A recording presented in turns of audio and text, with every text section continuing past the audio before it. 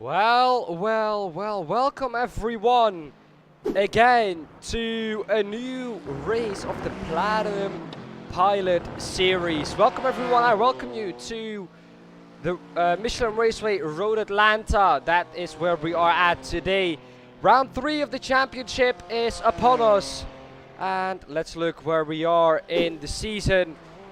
Here you can see it, Road Atlanta, we are at today, round 3 of the 7 rounds we have. And well, what a championship it's already proving to be. We're going to run over the championship standings in just a bit time. But first of all, we are going to go immediately on to the action. As you can see, again, 2 classes here with us today, GT4 and TCR, as we all know with the Pilot Series. Which track we are watching out on track at the moment. Qualifying is gonna be starting in just a minute time. But before we do so, I think we should get up to the championship standings. Well, here we are then with the championship standings of the 3rd season. In the feature race, of course, Vincent Ossems won that last time out because we couldn't see that. Just gonna run over that real quick. Vincent Ossems won it there. Pascal Sticks behind him, like we saw a good race last time out for them as well. They were very fast together once again. Then we have Haken Grebstedt. He was 3rd in that race. Then we have in the TCRs Martin Hobson. He finished 1st. Andrew Fields in 2nd. 3rd finished Karim Zinoune, as qualifying is happening for us out on track.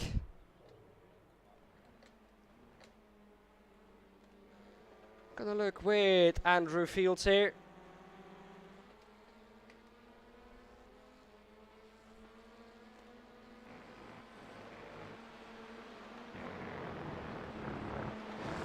In the heat race, it looked a little different. Pascal Sticks ahead of Vincent Ossems. The other way around in race 2 than it was in race 1. And then we have Grebstedt again in 3rd. 1st in TCR was Josh Files ahead of Neil Ferrer, and it was Andrew Fields in 3rd and the last podium spot. Well then, running over into qualifying. What a race we are going to see. I hope today at the Michelin Raceway Road Atlanta. Very great track to be at. One of my personal favorites.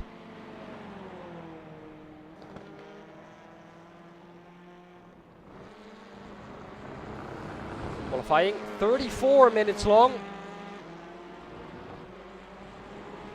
So quite a long qualifying then.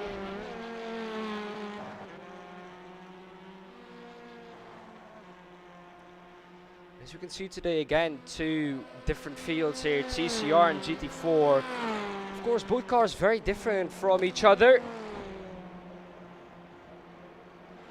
You see Andrew Fields rounding off the 1st corner here at Road Atlanta. Normally this is quite a short track, quite a fast track as well, so short and fast. That of course produces most of the times very exciting races. Down the S's here, downhill, Martin Hobson. He is purple in sector 1 and 2. Here we have him.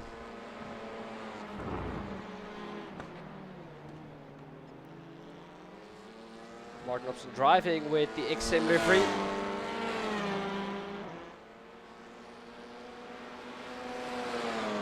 XM though, big sponsor of Platinum Racing League. And we have a message as well about Platinum Racing League.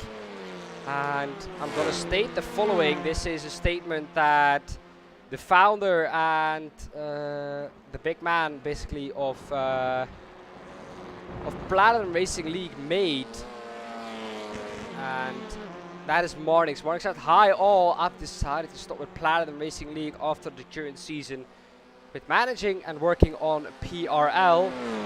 Platinum Racing League is something that he started 1.5 years ago for fun, And it has grown massively ever since, he said, and he loved every moment of it. Of course, we as viewers and me as commentator loved every second of it that we have seen of it as well.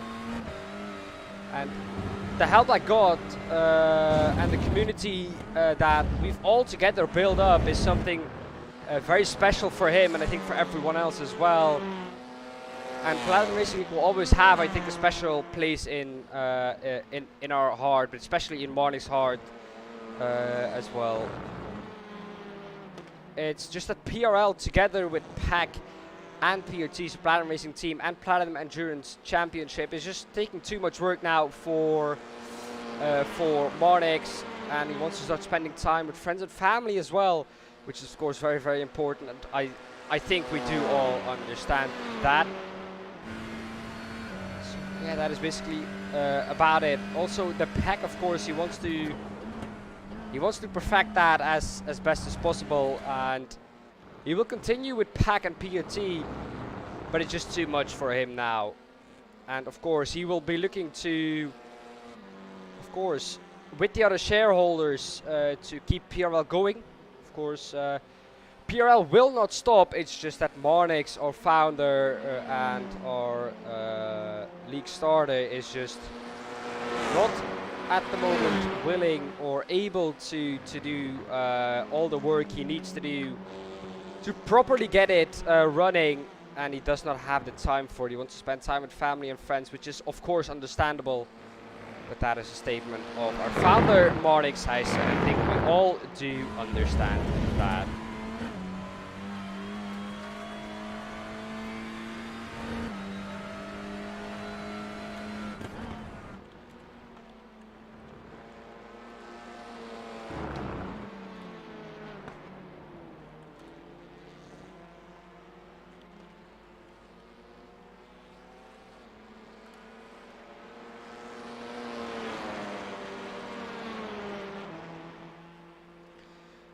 Looking at qualifying then, it's Miguel Castro out ahead of everyone else.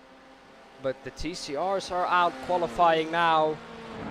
GT Force will get their chance to qualify after the TCR is done, of course, qualifying. If the sound and everything is correctly set up. I think it is. I think you can hear enough of the sound as well as everything else. As well as my voice.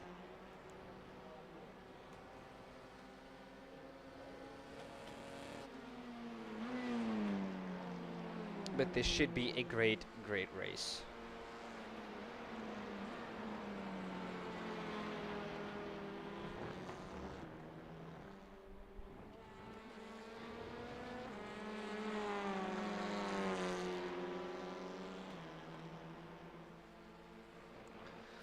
Well, Miguel Castro again, purple in the first sector. Second sector, not as good. Martin Hobson is just behind that. 3.5 tenths is the gap.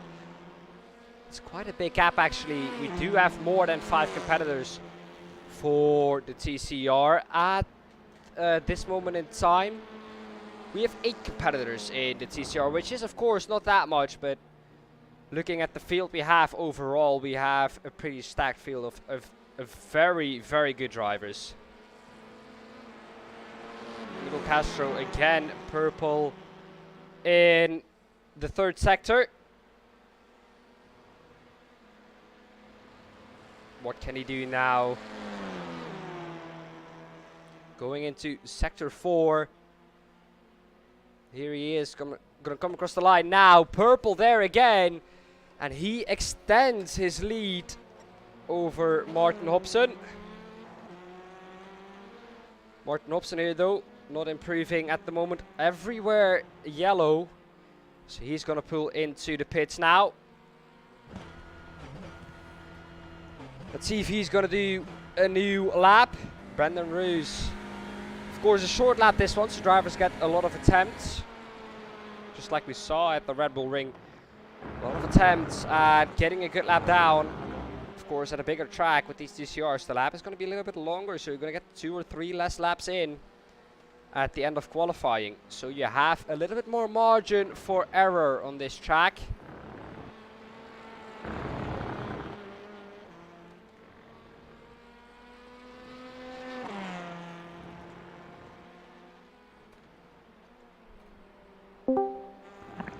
Hey, there he is. Mornix, welcome. Thanks, buddy. Thanks. Mornix, well, I've briefly talked about the statement you've made in the announcement channel in the PRL Discord, but do you want to add something yourself as well, of course, to the reason you're going to pull out of organizing races for PRL? Well, the main reason is just the time shortage. I mean, I'm at the prime of my life where I'm studying, I'm partying, going to festivals, friends, family, and of course PRL is not only PRL but the Sprint Series, but we also have um, the Endurance Championship. We have a team. The team has grown massively. We've over 20 drivers now, I think again, and yeah, I mean, I can't do all of them, which I'd love to do them, but I just have to get the priorities straight, and I think it's best to move the management of PRL to someone else who has the attention and love and care and yeah, emotion for it, which I don't at the moment. And I mean, for sure, we'll continue. I will continue the current season, but yeah, I think it's time to move on, and we'll make something great of PAC and PRT, since we also will be starting our own karting team after the summer. I mean, we've already started, but we still have to make a few things and. For example, the suit, sponsoring, etc. But that's something I really want to focus on, and I'm really excited for it. But I can't combine, yeah, all of it together, which it's quite unfortunate, but I've really enjoyed the past 1.5 years together with y'all, and uh, we've got so far because of everyone who's listening, driving, and who've joined us and who've supported us along the way, which I really appreciated and still appreciate, since yeah, I mean that's what we're built on drivers and excitement, and yeah. I think that's all I really had to say, to be honest. I mean, I'm just really grateful what happened and what has brought me the last couple of years. Really Yeah, enjoyed it. yeah. Well, of course, starting out from scratch 1.5 years ago and already having a community of 1,000+ people in total is, I think, something you can be proud of achieving, of course. And I do not think that a lot of people will recreate or do you one better, because getting 1,000+ people together for a league to just do virtual racing is, trust me, it's really difficult. And doing that within 1.5 years, I mean, hats off to you, Marnix, of course. I mean, it wasn't able if you didn't commentate. I mean, you came to me maybe a year or a half a year ago, Yeah, and half a year now. I think that really boosted us into the sky, and I'm really grateful for that as well. Yeah, well, of course, without the league, of course, I wouldn't have the chance to actually contact you and ask you to commentate on it. But yeah, I mean, I've been provided the chance, and we've said this multiple times now. If you see something and you just want to do something, just don't fucking argue about it with yourself and just go for it. Go for it. Hmm. And I mean, that's also something yeah, that's that forms PRL. I mean, to me, it always have been the part of 40% fun and the other 60 or 70% fun, of yeah, focus, real racing, hard racing, and just to have that competition in it, but also a little bit of fun where people can enjoy their times. And yeah, I mean, we're trying to put on a good show for everyone to have some good racing and enjoy our evenings. yeah. Well, I have 50-50 Brad in chat. I don't know which driver it is from PRL, but it says he loves driving in PRL, although he's not the fastest or he's one of the slowest drivers in PRL. And I think that is something you can be proud of as well. That you have a community that is capable of still enjoying themselves while driving around, of course, at the back or just driving around. And I think being able to do so is something you can be really proud of. Yeah, for sure. I mean, I look back on it as a proud daddy of something that I have helped growing up, and I've for sure I had some amazing help from people, which I really appreciate, and they have always been with me. And yeah, also one of our founders just left us, and I think it's a good time to say goodbye as well.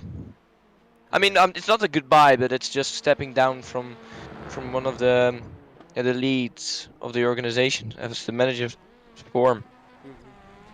Yeah, well, Marnix, I think we are all grateful for the chance you've all given us, the drivers, for the chance that you've given them to compete in a series that is not only about competitiveness but also about fun. But there is also a side of competitiveness in there, and I think everyone, especially me and everyone in PRT, is thankful and grateful for the chance you've given everyone to drive in this amazing league. Yeah, thanks, man. All right, I wish you good luck with the stream, man.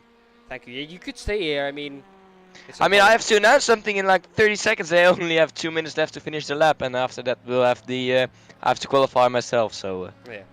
Well, I'll be heading Marnix, off. Thanks, Dan. good luck with qualifying, and thank you Cheers. for taking time. You too, man. Well, amazing to hear from Marnix, our founder still of Platinum Racing League. But that will go, of course, to someone else. But Marnix, what a wholesome guy, of course. Giving everyone a chance, that is what it's all about. And it's just giving people the chance of competing at not the highest level, but at a level where you can have fun and be competitive as well. Meanwhile, Josh Files, I think, with enough track in that lap, still in 6th. And Miguel Castro still in 1st. Martin Hobson just came across the line.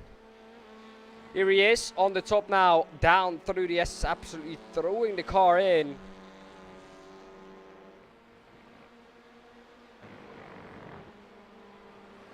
This is going to be very, very close.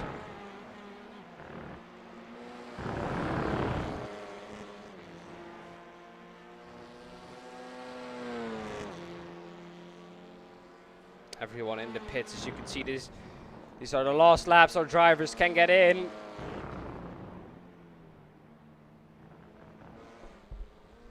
Martin Hobson, it has to happen now if it is going to happen.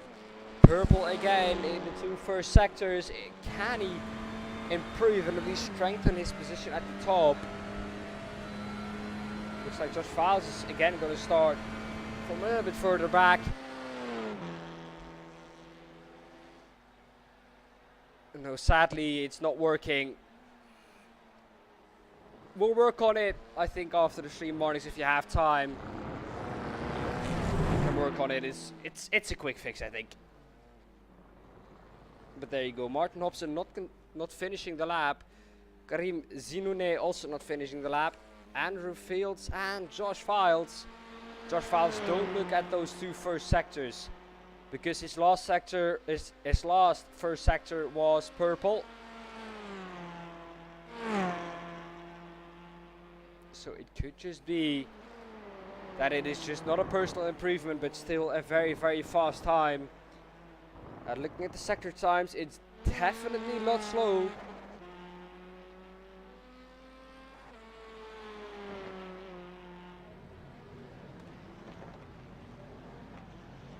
There we go. Josh Files, here we have him.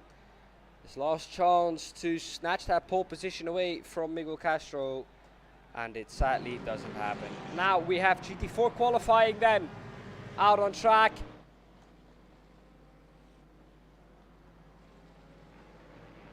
We are on the overall standings, so you will see the GT4s pop up above the TCRs, of course.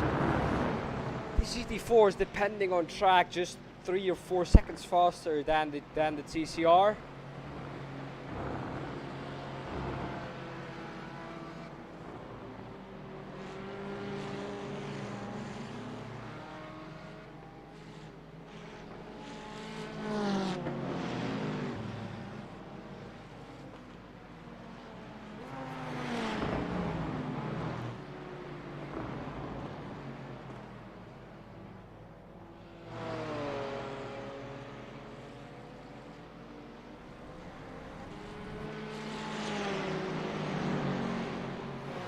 Qualifying always very, very close between these 2 cars. If you have seen GT3, oh man, let me tell you something, GT4 is even closer than that.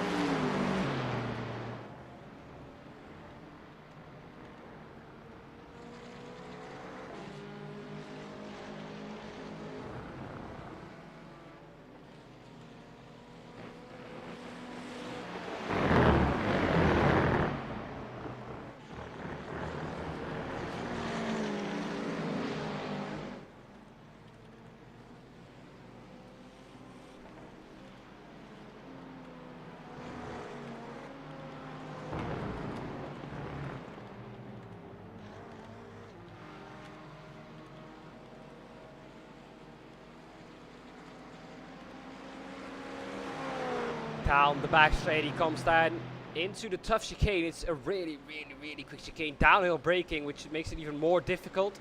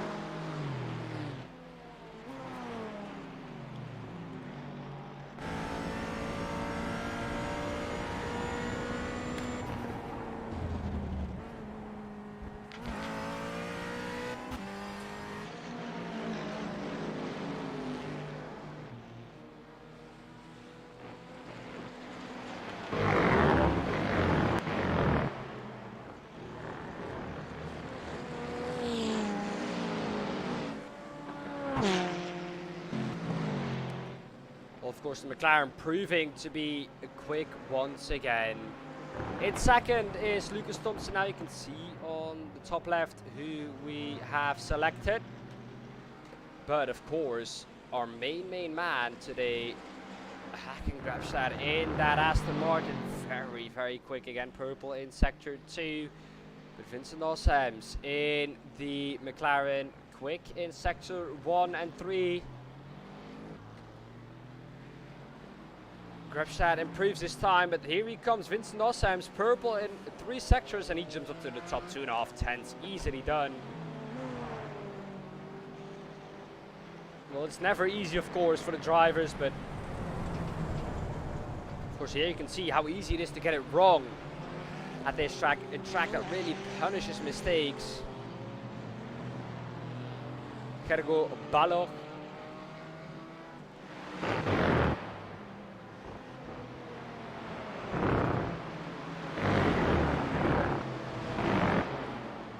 He gets interrupted there on his quick lap by traffic. He will not be happy with that. Oh, and Grabstad goes around almost. Manages to keep it straight, but he was on a quick lap. Monix Heister in 9th.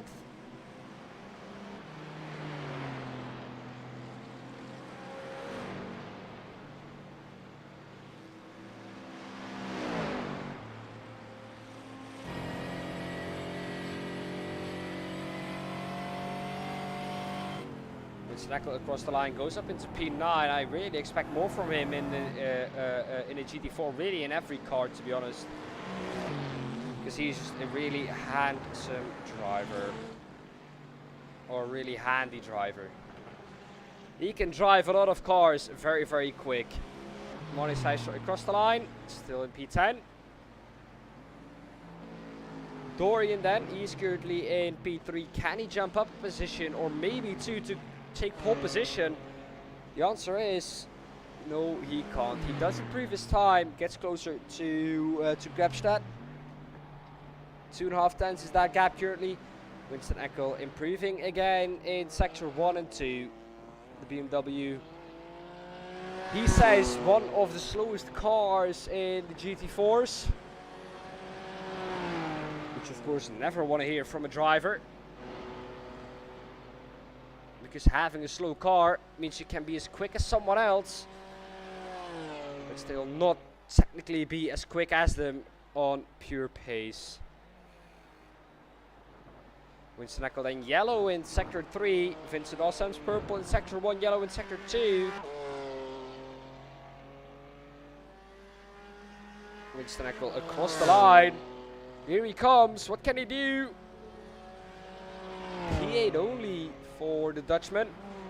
Very close there between John Sylvester, Winston Eckel and Ben Hicks though.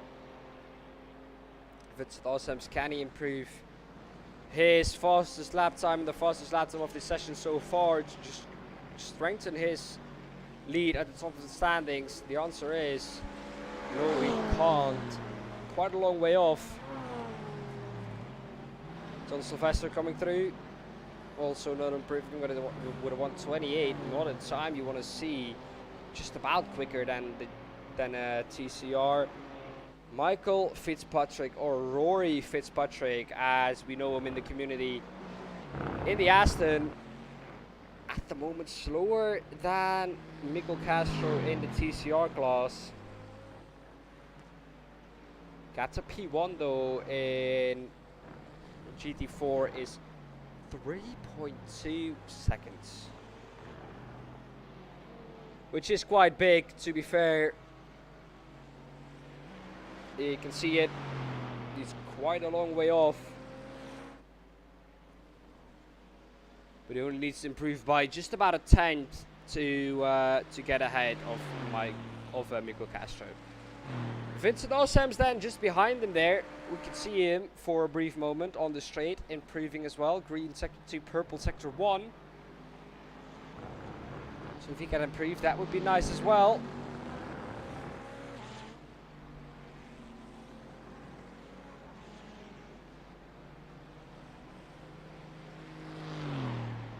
Gergo Baloch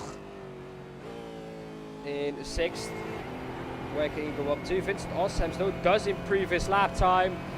125.344 strength in his lead at the top. Not by much, but he does improve though. Michael Fitzpatrick still in 12th, but at least a lot closer, 7/10 closer to the lead of GT4. Here we have Vincent Ossems just behind Michael Fitzpatrick. Hacken Grabstad. What can he do then? Can he then maybe jump up into P1 or get at least closer again to at least say to Vincent, hey, you know what? I'm not out of this. I'm still in it. I can beat you. Can he do so? The answer is not quite. Winston Eckel currently in 8th. Here he is. Where can he jump up to? He only needs to find around half a tenth jump up into P7, I wanted to say, but he jumps up into P4. Really, really good lap there by Vincent, and he is now the quickest BMW out on track. Behind that, it is John Sylvester though. Might be improving, I don't know for sure. No, he is not improving. Goes into the pits very, very late. Hacking Grabstad. What can he do? Currently in P2.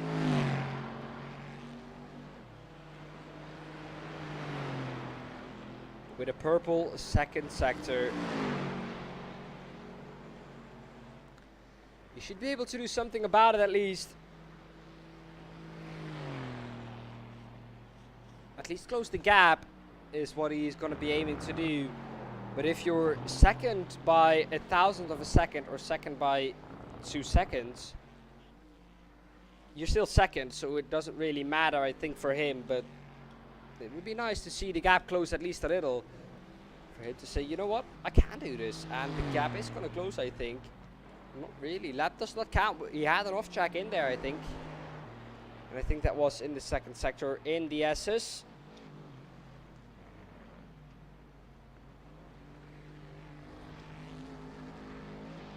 Hey, XM Racing, welcome to the stream.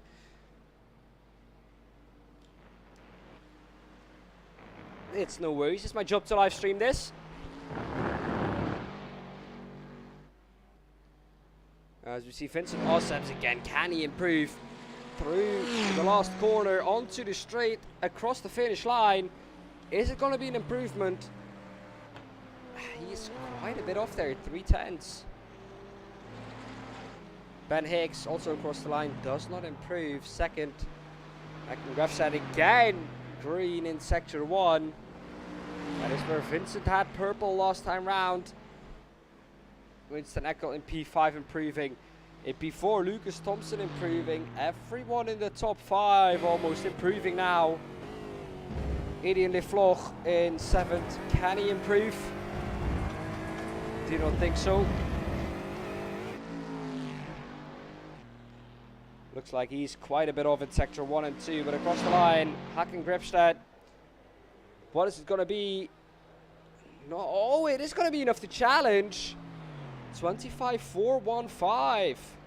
Gap is down to 7/100ths of a second. Lucas Thompson though, can he spoil the party for both of them? Over the crest. Behind him, he has Adrian Lefloch and Dorian Lelivre.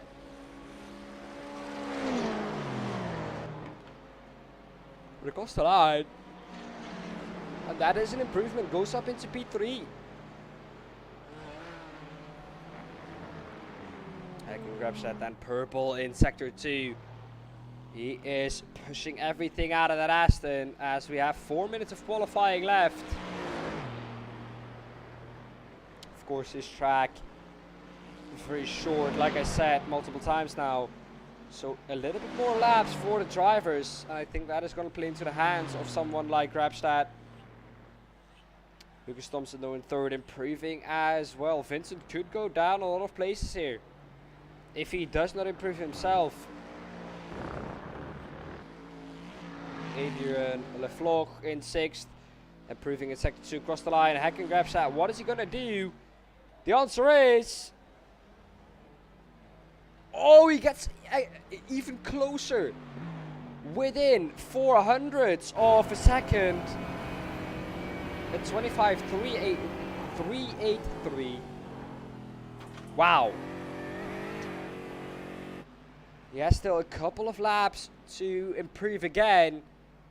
But is Vincent going to do exactly the same? Or is Lucas going to deny him from that second position by going up to the second position himself? The answer is no improvement for Lucas. Oh, and he goes straight into the wall. Not happy, I think, with his lap.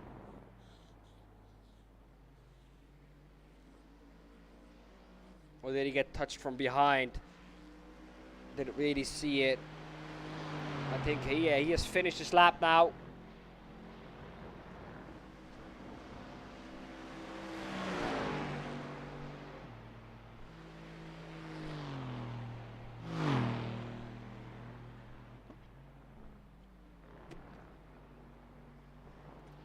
Hacking Rapstad, here he is again. Can he improve this time round? Again, green sector in sector 1.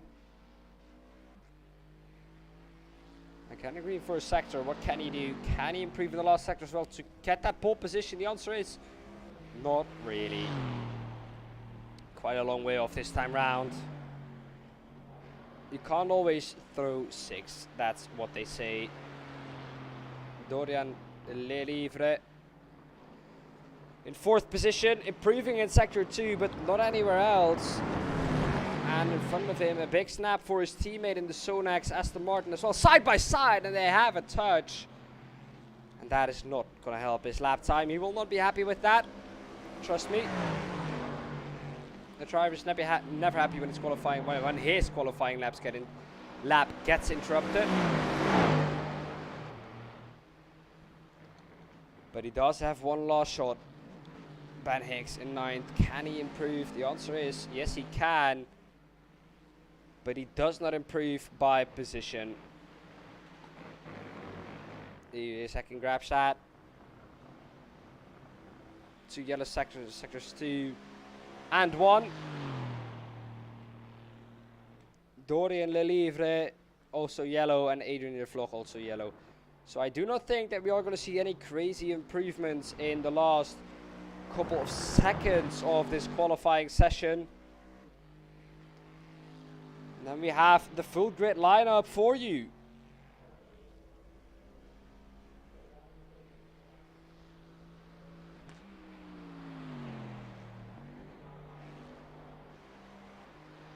Or is this going to be Grabstad's last lap? I think his qualifying is done. Dorian Lelivre. No, that is his qualifying done, and everyone's qualifying done.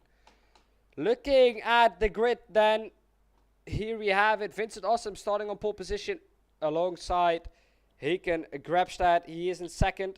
Lucas Thompson in 3rd. 4th, Dorian Lelivre. 5th is Winston Eckel. 6th is Adrian Lefloch. 7th, John Sylvester. 8th is Gergo Balog.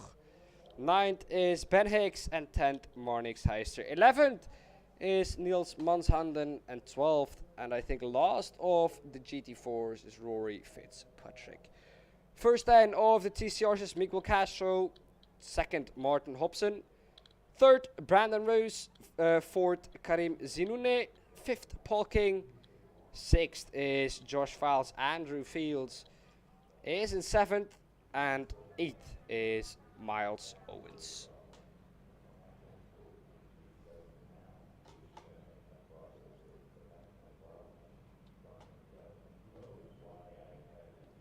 Well then, that is an absolute stacked field for us. Vincent Awesome's a very quick driver. Not a lot of people can keep up with his pace, as we could see. It was Vincent and Haken in pretty much their own game, it looked like. They were so far ahead. I think 4.5 tenths was the gap in the end to Lucas Thompson. They were so far ahead of everyone else in their own league, basically, and I think we're going to see the same in the race as well. As we have 20 seconds of gridding to go. The gridding is done now, and we get underway with the pace car lap. Here we go then. The pace car pulls away, and now it's time for the drivers to roll out on their formation lap. A full formation lap here. This is going to be the heat race. Really interesting to see what the drivers can do if we can have a close battle again for the lead in GT4 like we saw in Austria at the Red Bull Ring. Don't worry, this will not take long.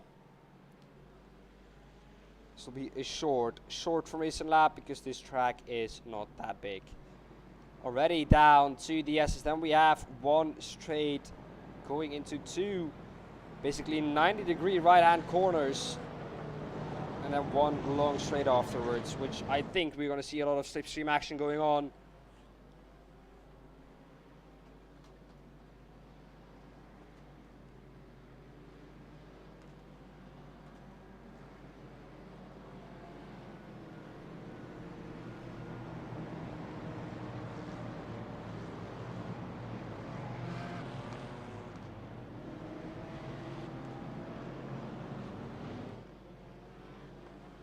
Righty, the gaps are being created by the TCR drivers.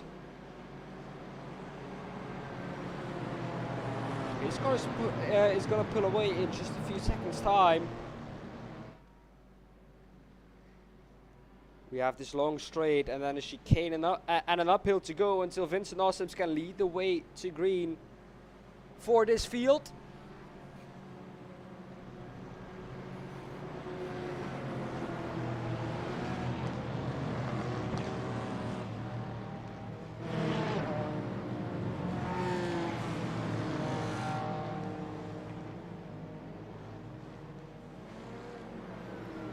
Here we are. The pace car is now going to pull away. Vincent Awesomes is going to allow the pace car to pull away. And he's going to go green any second now.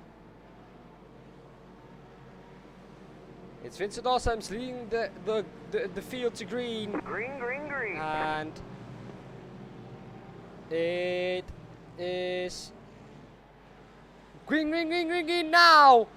And we are green for the first race of this evening's Platinum Racing League Pilot Series. Martin Seiser already dropping out into the pits.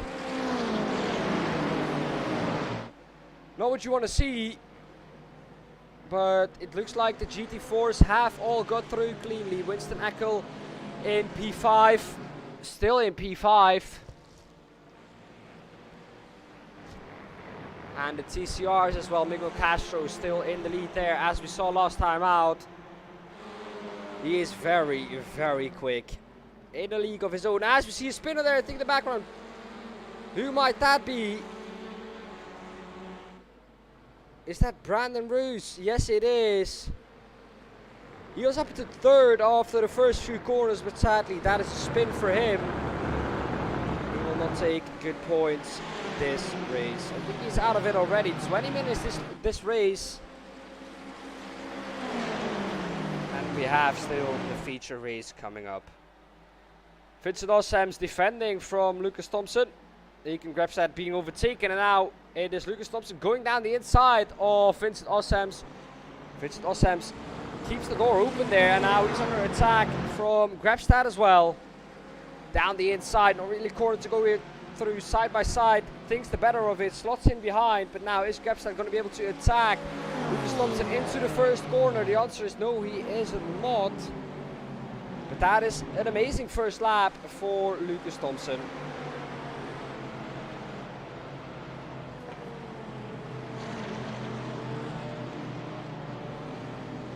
Well, then at the end of the first lap, field is separated by 4.5 seconds in GT4. Which isn't a lot, of course. Miguel Castro still leading in the TCRs ahead of Martin Hobson. Martin Hobson in a battle with Karim Zinoune.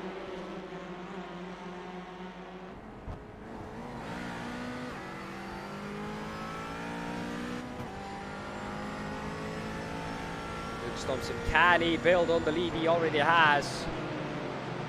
Of course, this is the weak point of the leader, of course, because he does not have slipstream down this very, very long straight. Vincent Ossam's diving up the inside, which will become the outside for the chicane, but he will defend the inside because he got paused before they went into the braking zone. Now I think it will be Grabson having the inside for the second part of the chicane, and yes, he does. That demotes Winston. Oh, and as we see a crash there, is that Winston Eckel together with Vincent Ossam's? Yes, it is. That is sad to see. Vincent Ossam's on the grass couldn't do much, and he is out of this race. Lucas Thompson, Winston Eckel as well out of the race. A catastrophic incident there for the Platinum Racing team. Two of their drivers there out of the race already.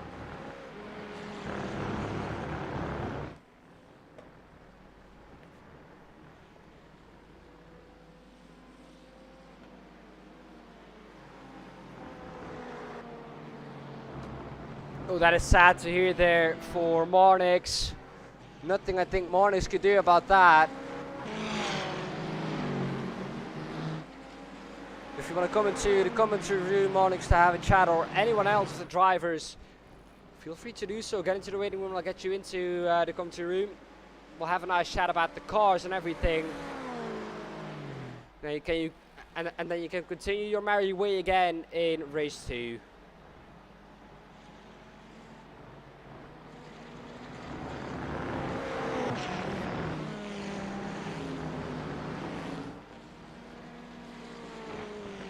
Castro still leading in the TCRs. Here we have him. Big gap to the guys behind him.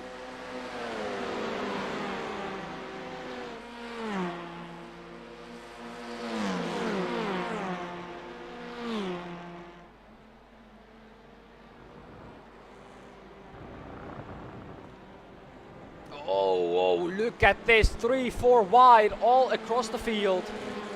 Martin Hobson involved in it as well. He has dropped down a lot in that. Side by side, this is absolutely amazing for the TCR field.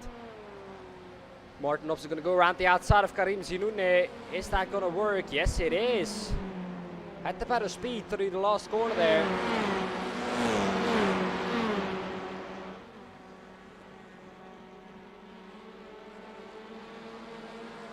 Josh Fowles now ahead of him. In P3, as we can see from Josh, always there in the races. In qualifying, not always on top of the game, but in the race he is always there to take the places that have been dropped or that are being dropped by everyone else.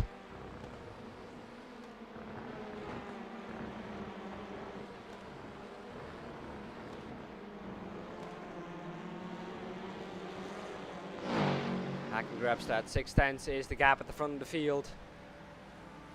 Josh Fowles though on Paul King down the long back straight. This is surely a pass. He has the inside for the first part of the chicane now. Is he able to stick his car around the outside? Yes, he is. Now, this is the part where he has the inside. Does he manage to brake later? Yes, he does. And that is position done for Josh Fowles, and he can now chase after Miguel Castro. Miguel Castro, though, in a league of his own, already 5 seconds out ahead of everyone else. Paul King in third. Oh, as they go onto the grass, Josh Fowles says that is not the preferred line, my guy. Manages to keep the speed going on the grass and keeps his second position into turn 1. I did not expect that personally, and who is that going around there? Is that Paul King? It was, but it does manage to keep it on track. Or was that Karim Zinoune? I think it was Karim Zinoune. Thank you, E1 buddy. Thank you. Good luck again to everyone tonight from E1. They're gonna need it as they at this very difficult track.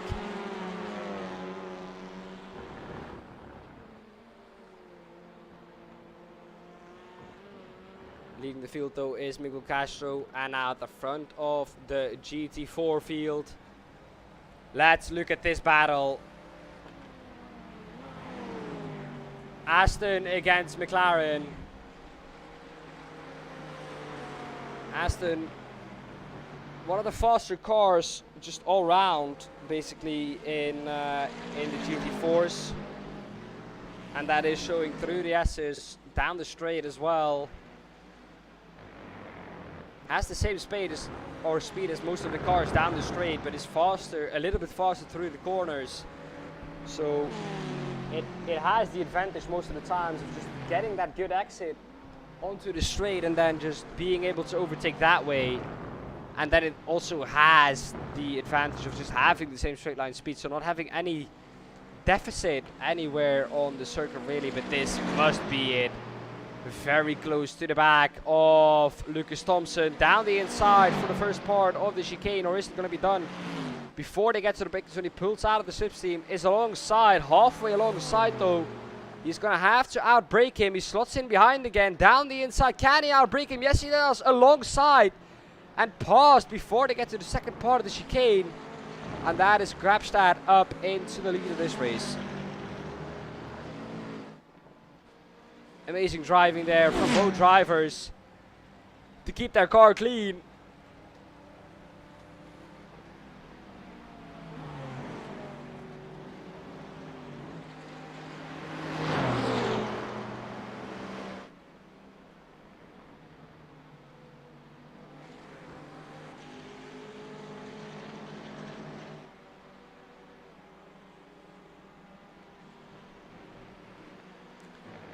Well then, Ekin Grabstad. Can he now build on the lead he has? As we're almost halfway through the first race already. 9 minutes and 20 seconds into it.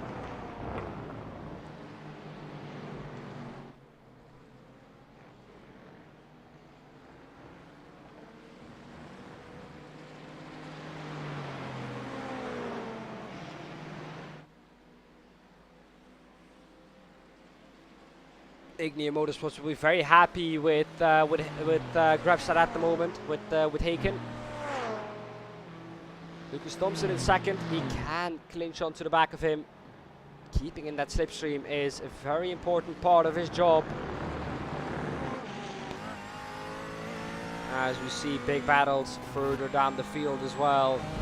John Sylvester in the BMW, right behind Ben Hicks in the Aston Martin. As you can see, just one McLaren in the top in the top 6. The rest is all Aston Martins, and that tells you something about how superior that Aston Martin is.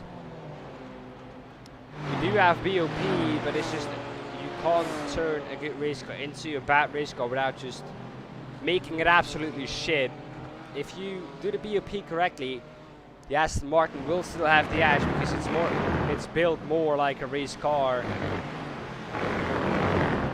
So the Aston Martin will always have that advantage, and that is why so many people are choosing that car as their car for this series. Because of course it's not a car that you pick for one race, it's a car that you pick basically for a whole championship, so it needs to perform well at every track you go to. And I think the Aston Martin does just that. Seems like no one is interested to come into the interview room, which is quite sad from all the drivers who are out. Moritz Heisler is out on track again though.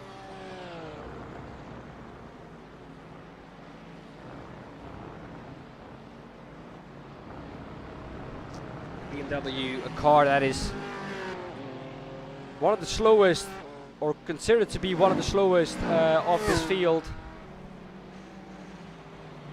Still, I think not doing bad at all in that car is John Sylvester. This is pretty much the battle we have on track. Battle for the lead as well, still 7/10. It is Lucas Thompson who has been able to keep in the slipstream of Grabstad.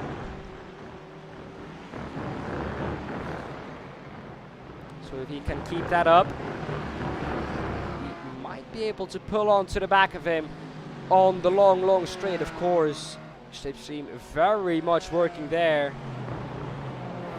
This is the first of the 90-degree right-handers, and here we have another one that leads onto the long straight, so you need a good exit here. But it tightens up on the exit so much. And we actually have someone in here now. Oh, was gone for a brief second. Thought I didn't have time for it, but Michael, I absolutely have time for you. Michael, welcome. Hello. Well, Michael, I've heard you be the naughty boy. Yeah. It wasn't great. I want to apologise to Marlies as well, because like on the start I saw Vincent, I think, in the McLaren go, and I just went for it, and then Marlix reacted to one of the Astons in front of him, got on the brakes, and I tried to go away, but it wasn't great. Yeah, well, very unlucky. But of course, these things happen. You have qualified, so you have experience on this track. What is it like driving on a track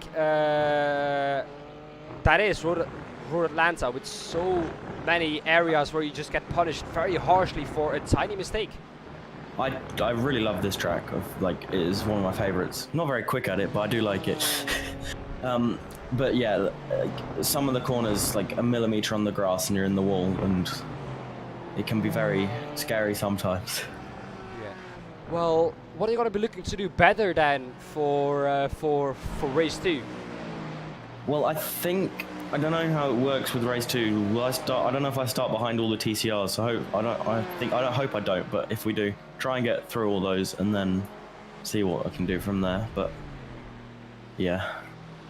Yeah. Well, of course, being in a GT4, what is it most different to of course the GT3? We know that the speed is different, but in the handling, what is it different than a GT3?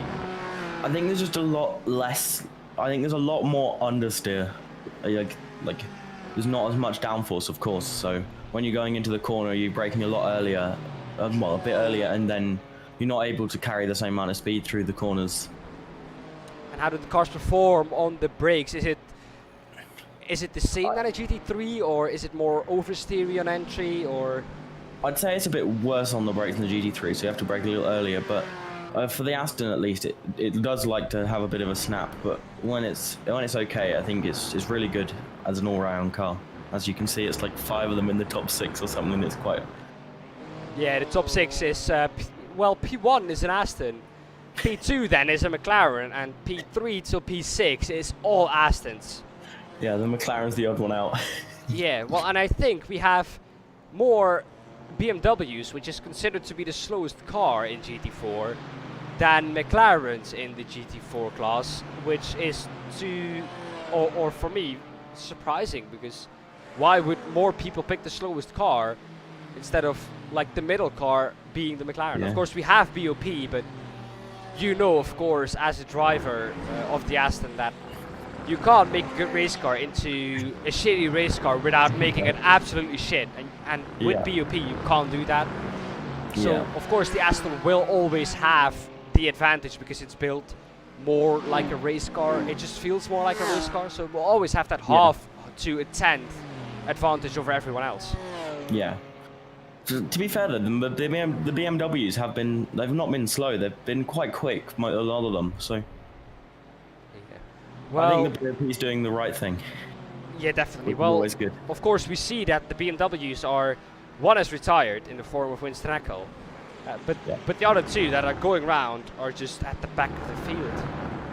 So I think we can genuinely see the pace difference there from the BMWs compared to the Astons and the McLarens. But yeah, there's definitely a pace difference, but it doesn't look like the worst. It doesn't look like the worst car out there. Well, it doesn't look too bad to say. Like, yeah. Well, Michael, again, thank you for your time. If you want though, and you retire in race 2 as well, which I ideally hope doesn't happen for you, because you at least have a race then this evening. But feel free. I hope it doesn't happen again. Yeah. But Feel free to jump in and we'll have a nice chat about the race again. will do. Thank you very much. No worries, man. Thank you. Bye. Well, that is Michael then. Of course, having the experience driving around this track in the GT4s in qualifying, where you absolutely hammer the car around, where you're absolutely on edge. And talking about on edge, Paul King here on edge, just behind Martin Hobson, pulling to the outside. He's going to have to force him the long way around. Can he pull up to the inside then for this next right-hander onto the long straight?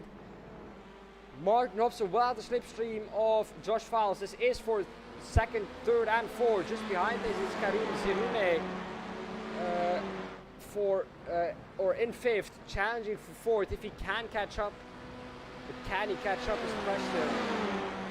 Marnix Heister in the pits again. Winston Eckel out of the pits. So he might overtake Marnix Heister here.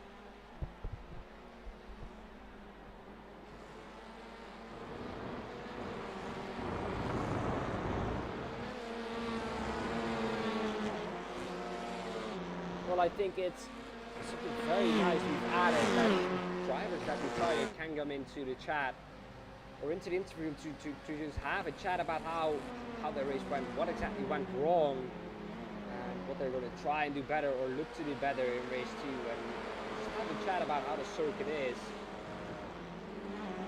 Because I enjoyed that very, very much, talking about the race while it's of course going on. 1 minute left of the regular driving time, 2 laps left in total. Here he is, he can grab that, yes there he is, going on to the final lap, or he is on the final lap already. I think it's going to be close though, but I think this will be the final lap for everyone.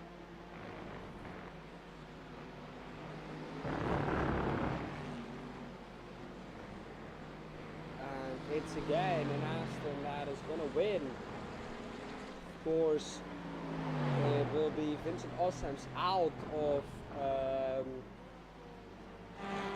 contention because he is in the pits and out of this race. Yeah. Otherwise, I think we would have gotten a closer battle. Of course, nothing to Lucas. Of course, a great battle for him as well. He did well to keep up with Grabstad at the beginning, but once he lost that toe, you could really see the difference in pace to the McLaren from the Aston. The Aston is just so much faster of a car, and here we see the finish. Haken Grabstad coming across the line to finish first in this first race of this evening's Platinum Pilot Series. Behind him, it's Luke and Thompson coming through in second and third. Dorian Lilly in first in TCRs now. That gap is closer than it was before. Never mind, that gap is 10 seconds almost to Josh Files. Well, again in the league of his own, Miguel Castro. Wow. All I can say, really impressed by his driving. What a pace he's putting down. Like we saw last time out at the Red Bull Ring, the pace that this man just can put out is absolutely amazing. 9.6, can he make it 10 before the line? He has some traffic to cope with as well in the form of, I think, Rory Fitzpatrick.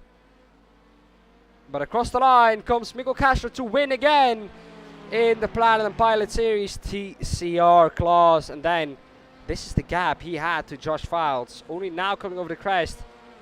Josh Files comes through in second for Kazak's TCR team. And behind him it's Martin Hobson keeping behind Paul King and Karim Zinoune.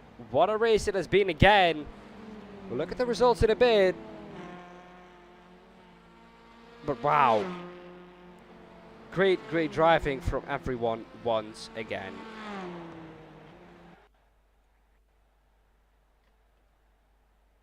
Two minutes of warm-up so we can talk about the race. And here we have it then. The results of Heat 1. And well, an exciting race it was at the beginning. After that it was a little bit more of a I am just driving my pace and just hoping that no one catches up race. But hey, that happens. He can grab that, finishes first, of course, another good result for him. And hopefully he will now be able to get into the commentary booth so that I can finally ask him how to pronounce his name correctly. And then we have Lucas Thompson in second. Dorian Lelivre, which sounds very, very French, and he is French. In third. Adrien Lefloch also sounds very, very French. Fifth then, Gergo Bollach.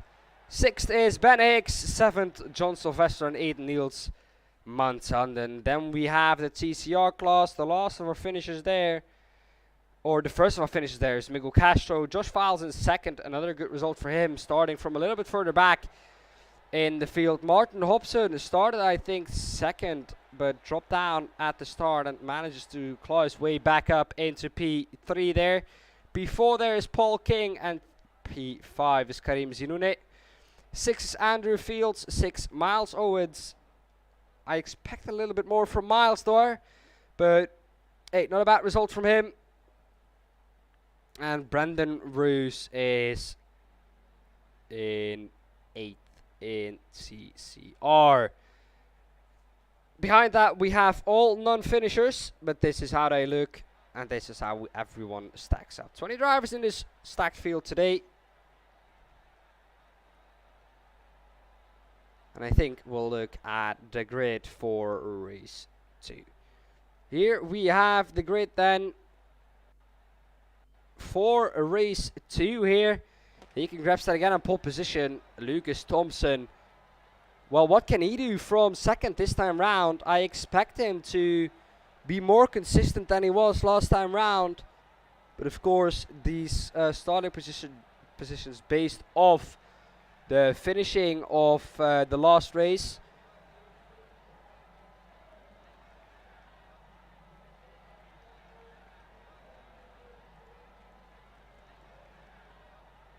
In third we have Dorian Lelivre. Lucas Thompson here. And I think this is the McLaren. Looking at the dashboard, yes, it was the McLaren. In second he is. Third is Dorian Lelivre. Well, like I said, it sounds very, very French, but can he do French things? And see this car through to a victory, maybe 6.5 seconds was the gap. At the end of the last race, 1.5 seconds only to P2 for him. So will he be looking to do just one better here at the end? And maybe be P2, or maybe 2 better and be P1. Adrien Lefloch in fourth. He was just 7/10 behind his French mate Dorian Lelivre. Gergo Balog in 5th, 6th is Ben Hicks, 7th is John Sylvester, 8th Niels Manshanden, 9th is Marnix Heister, and 10th is Winston Eckel.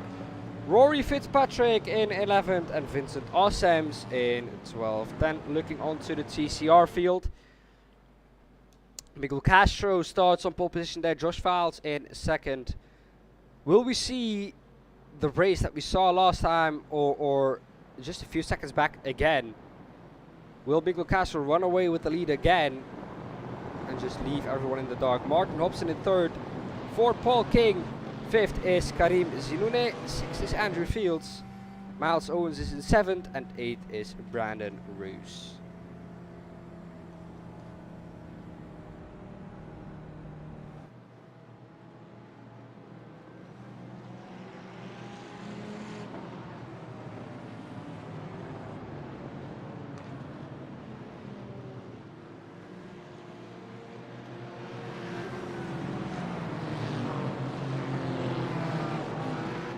Well, those are all the starters for today.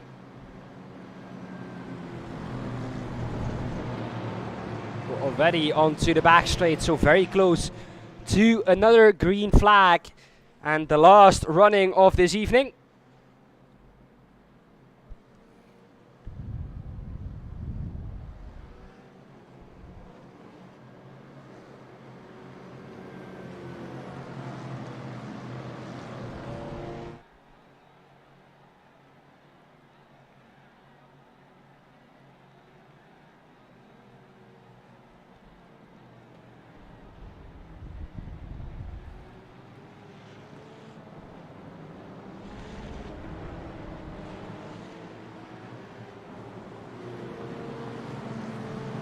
Here we have it. Haken grabs that, leading the field to green. When is he gonna go? The answer is Green flag, green flag. he is gonna go now, and it's green, green, green for the last race of this evening's Platinum Racing League Pilot Series. Into turn one, side by side, I think, for Gregor Belloch and Niels Manshelden. They all get through cleanly, it seems like. Side by side here behind John Sylvester and Niels Manshelden. Oh, big oversteer moment there for John Sylvester. And he drops down a lot. Well, Rory now gets past the first few laps, or the first three corners. Ticiardo, Miguel Castro still leading the field. Josh Fowles just behind it, side by side here. Paul King and Martin Hobson. Martin Hobson having the outside, gets touched there, but keeps the car in a straight line. And that was big there from Martin. From Martin Hobson to keep the car in a straight line there. Wow, and he comes out ahead at the end of the S's, absolutely pushing the car to the maximum. Running wide a little bit on the exit there. Paul King has lost positions with that. Martin Hobson now cleared to chase down Josh Fowles, who's just behind Miguel Castro. Can he now put his head down and be a challenger to Miguel Castro for once? Ben Hicks still leading the GT4 field. Behind that, here we can see Winston Eckel in the BMW. Can he make a move? Not really, but in front of him, Niels Manshelden. Can he make a move then? Around the outside of the Aston. No, he can't. And now he has, I think, Winston Eckel up his inside. No, Winston Eckel thinks the better of it. Slots in behind. And now down the S is not really a part of the track you can overtake on. As you see, Adel de Vlog and Lucas Thompson out of the race. Or at least in pit lane. After only 2 minutes into this 20-minute race. Jorge Orgergo Baloch as well into the pits. They must have exited to the pit lane because... Oh, and there goes Niels. After the great start he had, Niels now around and also back to the pit lane.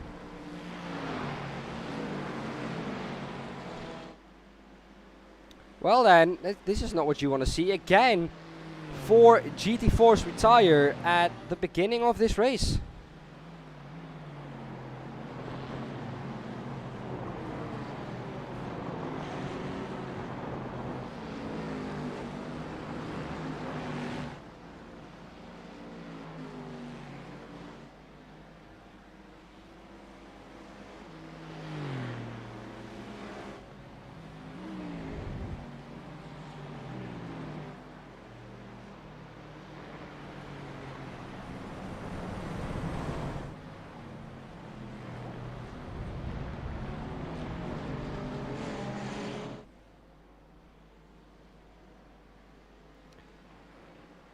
Well, then in TCR, it's very close again between Martin Hobson and Paul King.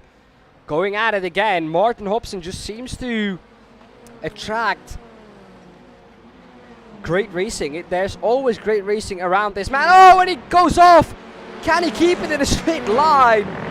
Well then, that was an absolute Vin Diesel esque drift there through the first corner, taking too much curb on the inside, losing out on third, but that could have been so much more catastrophic for Martin Hobson. Paul King keeps P3 there.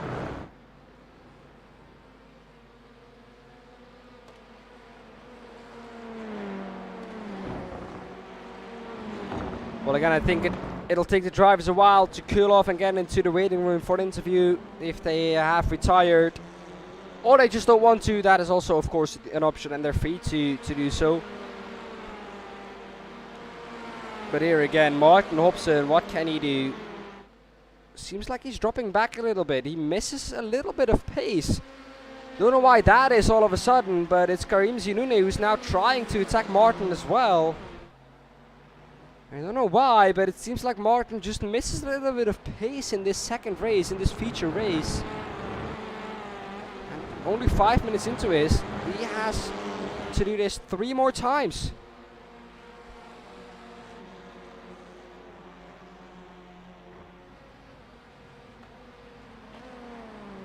Also in GT4, here we have a big train. Winston Eckel is, I think, at the end of this train. Aiken Grabstad is absolutely in the middle of it with his Aston Martin. Now very close to the back of Vincent Ossems.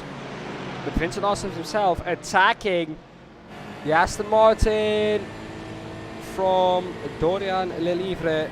Did he have a slowdown?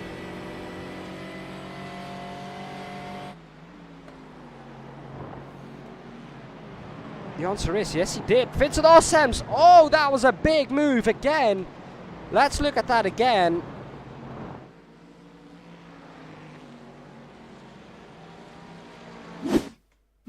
Here we have it. Down the inside of Marnix Heister. And he says, thank you very much. I'm gonna take that, and you'll never see me again. Wow. Boom. Up into P2 goes Vincent Ossems.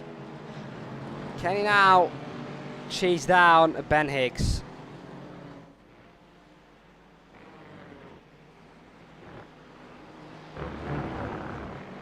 Karim Zinune though. Just behind Martin Hobson again. On to the start-finish straight. A difficult right-hander as Martin Hobson showed us coming up. They get through that safely. Karim with a little bit of a better exit, but you can't really do anything onto the top of the hill. It's literally blind going into there.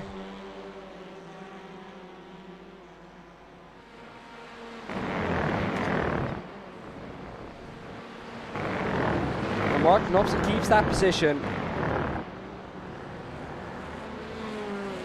Oh, a little bit wide there goes Karim Zinune.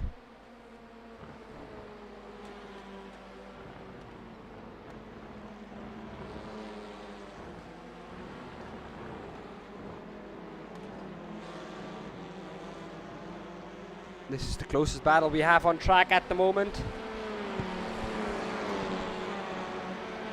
Of course, this track well known for the Petit Le Mans. 10 hours of this track in an LMP2 with GT3s on the track. Wow, it is absolutely amazing to see and to do yourself, and iRacing as well, of course. If you have iRacing, I recommend this race. It's absolute fun. If you go into it with just the mindset of we do not want to crash, we do not want to be in an accident, you're going to come very, very far in this race, because most of the people who are pushing the whole race, they crash at some point with a back mark. It's very easy to do it, 3DS, very easy to be overconfident, put the car up the inside of a back marker where it just really isn't possible, but you thought it was because you're getting overconfident. And at that point, it's just painful. made for crashes to happen, but these things happen on this track.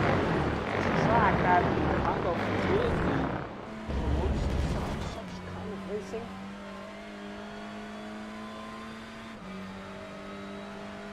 Very close racing, and mistakes are just very harshly punished on this track.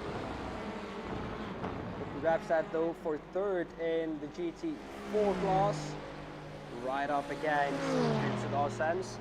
Both are gaining though on Ben Hicks, slowly but surely, 2.5 seconds is the gap now. Last time round, 4 tenths gained by both of them.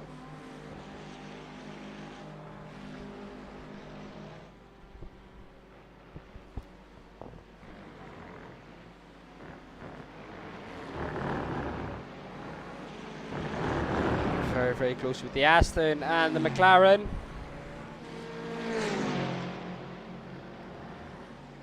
But yeah, very, very well known that track, or this track of course, for the Petit Le Mans. But then you're racing with completely different beasts, GT3s, GTEs and LMPs.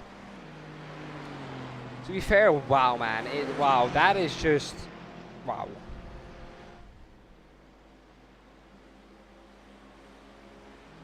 A whole other level. I did it, like, what is it? A half a year ago now? 3/4 of a year ago now?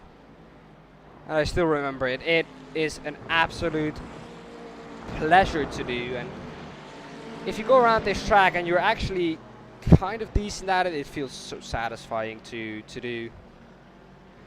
And T1 and 2, man, T1, 2 and 3 are those 3 corners just something else, man. In every car, T1 very fast right-hander, T2 you can't see it, and or T2 the left-hander up the hill, leading into a blind turn 3. Wow, just amazing. But we have Miguel Castro fighting with Josh Files. This is something new. Miguel Castro now out of the lead of the TCRs. We haven't seen this very, very often. And this is literally the first time that we've seen someone else than Miguel Castro in the lead of the TCRs. On stream, of course, last week that was a whole different ball game.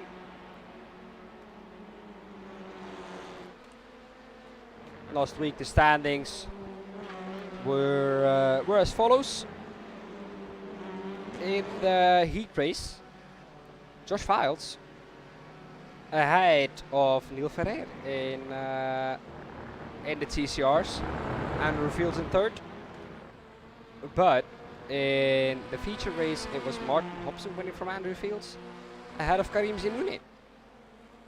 So at the moment, it looks like the moments that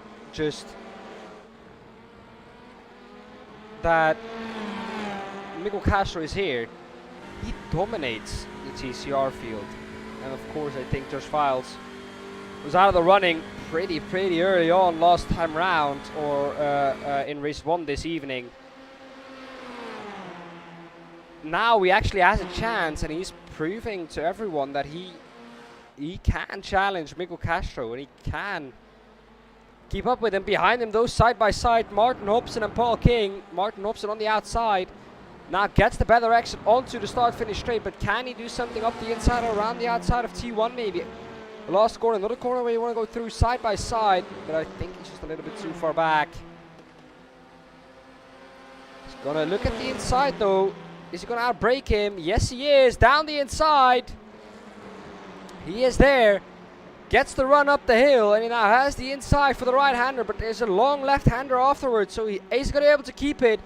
Yes, he is. And that is P3 for Martin Hobson.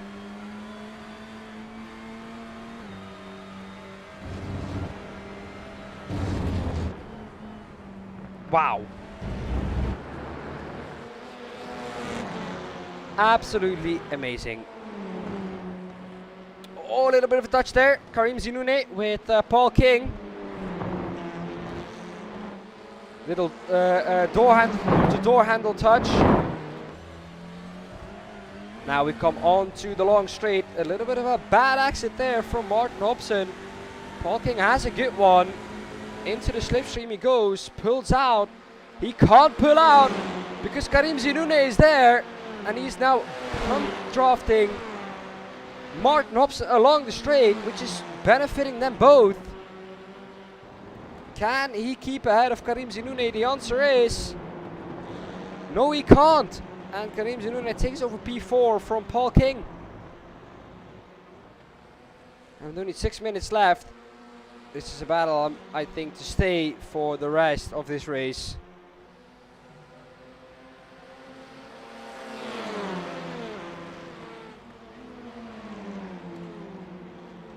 And still very close to each other, all three of them.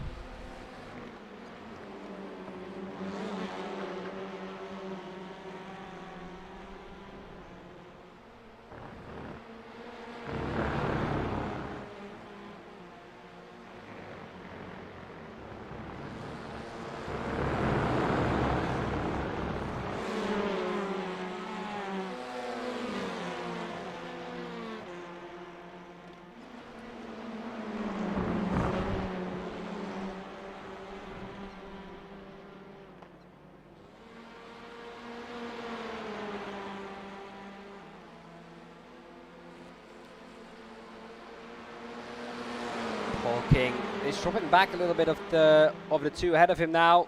Martin Hobson has switched back once, so he has to stay on his line now, and he does do so.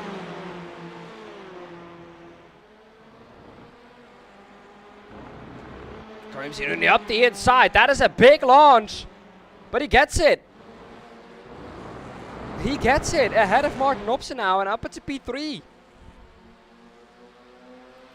Wow, big launch now up the inside is Paul King as well of Martin Hobson. He has to go the long way around on the grass. 3 wide they are. On the back or on the front straight. Paul King in the middle. Andrew Fields bails out of it. Karim Zinoune drives away and added 3 wide up the hill. Martin Hobson is going to be the biggest loser out of all of these, I think. Yes, he is. Drops back massively. And with only 4 minutes to go now still in this, or with only 4 minutes to go now in this race, it's looking unlikely that Martin Hobson will get back to the podium from P6.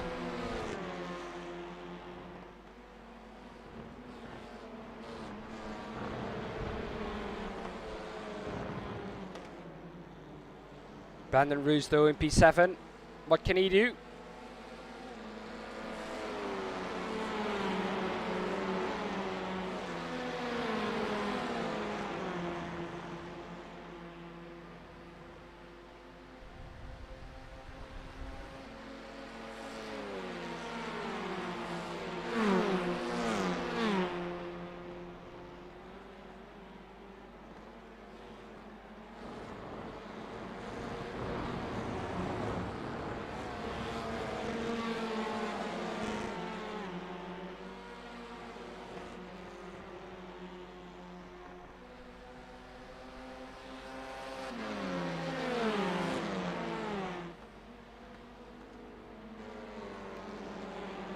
Well, it does stay very close though. Martin Hobson still in with a shot, I think. If he can latch onto the back of Andrew Fields. Andrew though, a very capable driver himself as well.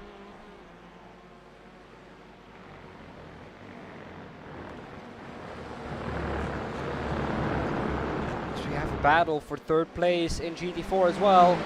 It's Wholesome's again in a fight with someone for the whole race. This time it's Aiken Grabstad.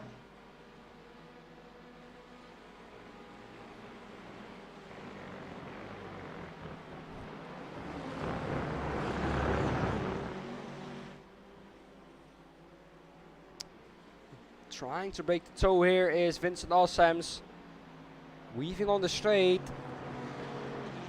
But that was via the rules. He moved over once, moved back, and then he can't move off his line again.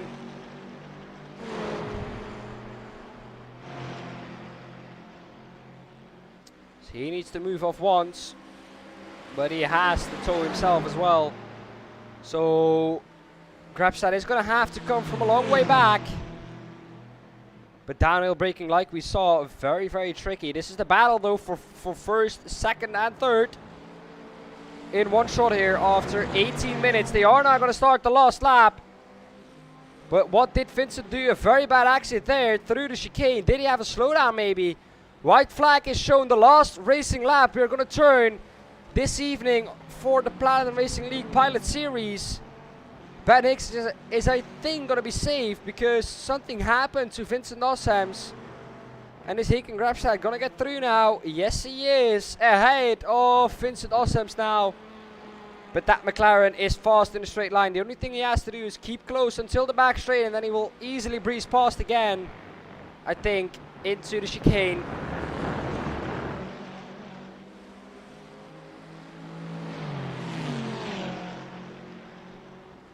Well, action from start to finish in race 2. Oh, Ben Hicks. His internet is dropping. And is that a retirement? Not really, but oh, he's lagging so much. There he is again.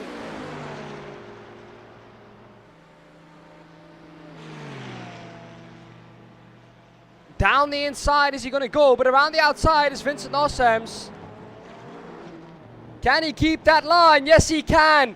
Vincent Ossems is ahead again of Haken Grabstad, but around the outside, they're going to be side by side coming across the line. Who is going to be the first one? The answer is Vincent Ossems will finish second. Wow! Ben Hicks there with the connection issues coming through in third. I did not expect that. 17 thousandths of a second is the gap at the end of the race. Wow, wow, wow.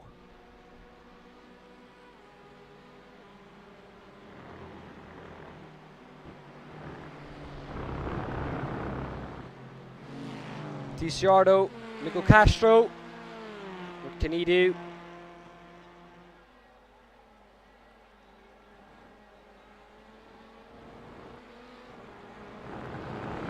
At the end, it's another win for Miguel Castro. 4 out of 4. This man is just basically in another league. Josh Files finishes in second, and he's not too happy with that, as you can see. Karim Zilune just ahead of Paul King and Martin Hobson in 5th. And Andrew Fields finishes in 6th. And just behind him is Brandon Roos. Miles Owens, though, coming across the line to finish off this evening. Well then, gonna have the results for you up now on your screen. Here it is. Ben Hicks wins the feature race ahead of Haken Grabstad. 8 tenths is the gap there. Vincent Ossems just behind Grabstad now in third. 17 thousandths of a second was the gap there. Winston Eckel in fourth. 5th, John Sylvester. 6th, Rory Fitzpatrick. A better race for him this time round. So I think we will be speaking to a happier Michael. Michael, welcome. Hello. Hello. Yeah, Michael, welcome. Second race went more accordingly to plan. Yes, more to plan, definitely. I finished, which is always good, and I think I was in the top 6, which is always a benefit. Yeah, you were top 6. Yeah, I wasn't expecting that going into the race, but it was always good. It was good fun. Well, tell us how was the race from your point of view? Was it from point 1 on basically holding on to P6, or did you work your way up to P6? I was catching with some people, and then there was quite a bit of a mess throughout the race. Like there was a lot of, like, I don't know if you saw it on stream, but there was a very big crash into the chicane at the very bottom, and about 4 cars went across the gravel, and couldn't really tell what was going on. But yeah, it was good fun to be in the race, of course. And then it was good fun. I enjoyed it. Yeah. Well, next week, Donington Park, I that will not be streamed, sadly. But Donington Park, I think we are going to next week. What are you looking forward to on that track? Because I think that is a track that is suited, I think, to those GT4s and TCRs. Well, I really like Donington Park as a track. I don't actually have it in iRacing, but I'm wanting to do the race, so I might have to buy it. So Yeah, it's expensive. yeah, so yeah. So far, I don't have Interlagos or Donington, so I'm looking at them and I'm tempted, but I don't know. I want to be there next week, and I love Donington Park as a track. It's only like half an hour away from me, so Yeah. it's really good fun. Yeah, definitely. Well, Michael, you had a very good second race. First race didn't really go to plan, but you Yeah. came back in the second race. I hope you have a good crack next week at Donington Park if you're gonna buy it. I'm tempted. Yeah, it's been absolutely amazing to get to speak to you. Thank you for popping in during the first race when you DNF'd. It's No really problem. appreciated. It adds to the entertainment, and again, it's been amazing to speak to you. Thank you for your time. And Thanks for streaming all these races as well. It's really great. Thank you. Thank you. Bye. Bye bye. Well then, we move swiftly on then to our winner of the second race. Ben, welcome. Hi there. Hi Dan. Well, Ben, welcome to the stream. First of all, congrats to the win in the second race. Tell us all about it. Oh yeah, thank you, mate. Well, I obviously got a little bit lucky with the contact ahead, and yeah, I managed to sneak on through. To be honest, I thought the faster guys behind me were going to come through. Not even towards the end of the race. I thought they'd get me quicker than that. But I was a big thank you to my teammate Håkon for keeping Vincent really busy, because I'm pretty sure I wouldn't have been able to put up much of a fight. So yeah, big thank you to him. And yeah, it was good. I don't get wins very often, so yeah, I'll take that one. Yeah. Well, of course, it looked like at the end, for us as viewers at least, it looked like you had some kind of connection issues at the end. Yeah, apparently, yeah, my teammates were telling me I was blinking. I couldn't tell anything my end. But yeah, it did appear that I was having a few issues there. So thankfully, was able to carry on, and it didn't boot me out or anything. So it's Yeah. good. Well, what was the thing you had to get most used to in a GT4 car? I mean, they're quite different from anything else on iRacing, really. I mean, they're very heavy. The brakes aren't very good. The bop that's been applied definitely hinders the Aston quite a lot. I mean, there's no way that we were getting past anybody on the straight, even in draft. So really had to sort of play to its strengths. It is really good in the corners. It's kind of struggling here at Road Atlanta with all the curbs where you really have to attack them. But it was bouncing all around, all over the place. So that makes for an interesting lap. But no, they're fun to drive. When you get some people that are sort of equally matched, then they're really good to race as well. Yeah, well, of course, you said that it's difficult, of course, to overtake, but that brings me to my next question. What would you rather have? A car that is just fast in a straight line but slower in the corners? Or a car that is faster in the corners but just a little bit slower in a straight line? Well, it's a tricky one. I mean, it probably depends on the track. I mean, somewhere like Road Atlanta, where you've got a long straight and you're at the danger of being drafted past, I'd probably go for the top speed. But I mean, other tracks where you're going to rely on the cornering speed, then yeah, I'd go for what we have now probably. So yeah, hopefully, I don't know what the rest of the tracks are this season. I know Long Beach is in there, so that's a favourite of mine. So hopefully we'll have a good showing there. Yeah. Well, once again, Ben, it's been amazing to speak to you. Thank you, for Dan. your time. Cheers. And Cheers. good luck out there next week at Donington. All right, take care. Well then, we move on to our last interview. And we will have a man whose name I've been wanting to pronounce correctly. and I've pronounced many times because he's always around the top 3, but I'm not sure how to pronounce it. Tell me, how do I pronounce it? Håkon Grevstad. Okay, so I'm gonna go with Håkon. Yeah, that's fine. Is that it? That's fine. Okay. Well, tell us all about it, man.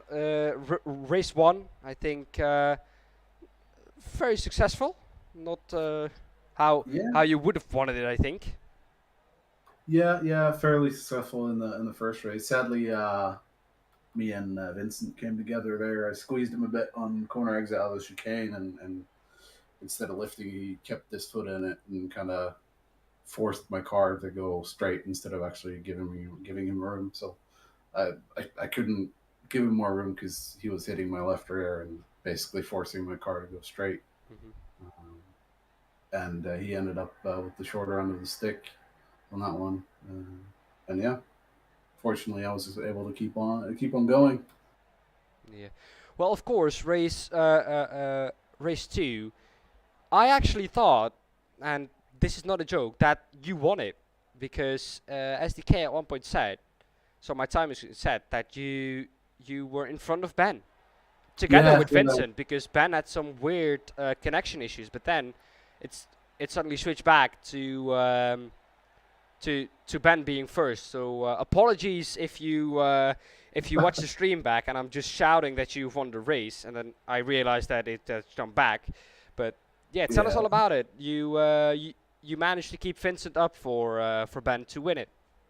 Yeah, the first lap I came together with who was it? It was Lucas Thompson, I think. Yeah. I'm not sure what he was doing into the chicane there. I was braking straight on the white line, and then all of a sudden I got hit. Also got collected by a few cars coming through, but somehow my car was able to keep going. So, yeah, I was very, very fortunate to be able to get up to any position this race and the second one. And then I saw Ben was leading, so I figured I'd make it as hard as possible as I could for Vincent to catch, so that we could get a potential 1-2, and we pulled it off. So really a team player, if I understand that correctly. Oh yeah, I had to keep him off of Ben. Well, Håkon, it's been amazing to speak to you. Congratulations on the 2 good results. And good luck out there next week at Donington. Once again, amazing to speak to you, and thank you for your time. Thank you, bud. See you around. Well then now it's time for us to finish it off. Amazing race we've seen today at Michelin Raceway Road Atlanta. Of course, a track that does not allow you to make one or even a half a mistake, because you will end up in the wall. Grass all the way around and not one runoff area. The one runoff area that you have is at the bottom of the S's, and that is a very tricky corner on its own. So that is, I think, logically that there is a little bit of runoff there. But yeah, a track that punishes you very harshly for a little mistake. Very fun to watch, very close racing again, especially in race 2. I hope you all enjoyed it. Next week, sadly, won't be streamed at Donington. I won't be home. I will be taking a, I might say myself, deserved vacation. But the week after that will be streamed again. We can quickly take a look at where that is. So Donington, once again, will not be streamed. Silverstone, we will be back for that. Hopefully with 2 people. With Jake hopefully in it as well. Because of course Jake is a massive fan of Silverstone, so I think he will be up for a little bit of commentary there. He sadly was sick today, so a speedy recovery to you, Jake. And yeah, well, all thanks for watching. Stay safe, stay healthy, and we'll see you out there at Silverstone in 2 weeks' time. Until then.